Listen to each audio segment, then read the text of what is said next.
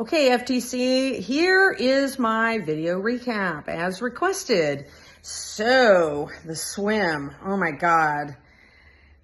It was great at first. I get in the water, I'm so amped up, get in the water, and then I'm like, okay, I can relax.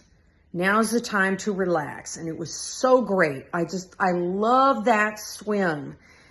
So, the red buoy, everybody's favorite.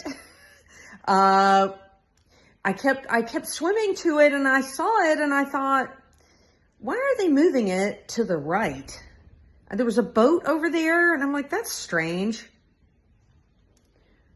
Of course, I'm moving to the left is what was happening. And then I'm like, oh shit, I'm going to miss this.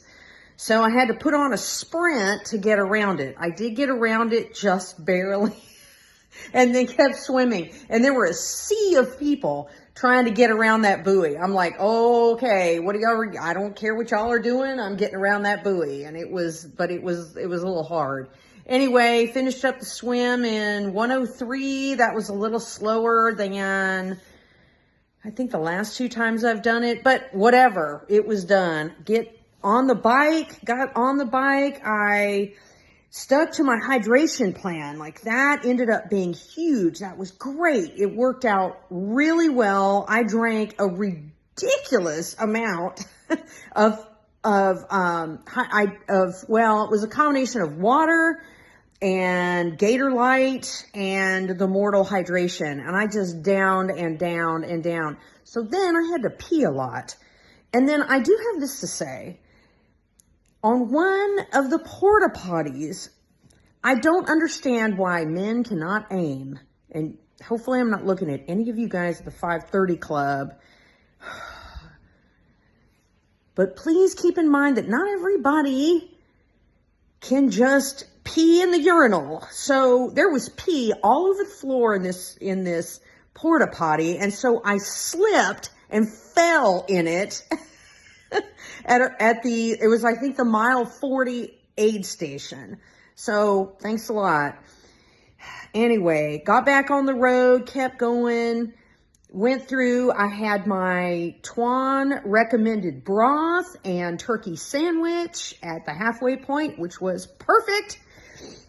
I had all of the goos. I had tons and tons of goos, a few sandwiches, but mostly goos.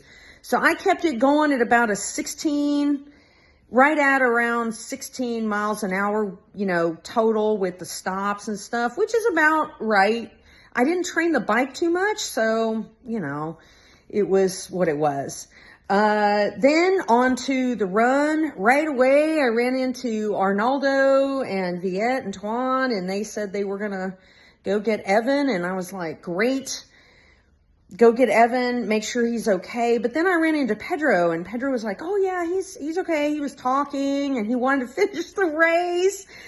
That is the spirit of an Ironman right there. Somebody who's like, yeah, I crashed. I banged my head into the ground and I have a weird lump in my shoulder, but I am still going to finish this Ironman. Hats off to you, Evan. Really. That's just amazing that you crashed and still wanted to keep going.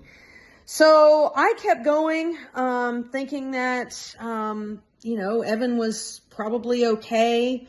Needed maybe a pickup, which Arnaldo and Viet and Tuan were going to do. So kept going.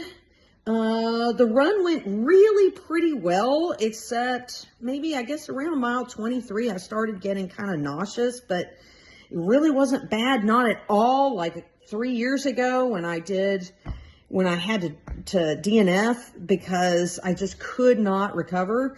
This wasn't like that at all. Could have used a little more training, I will say that.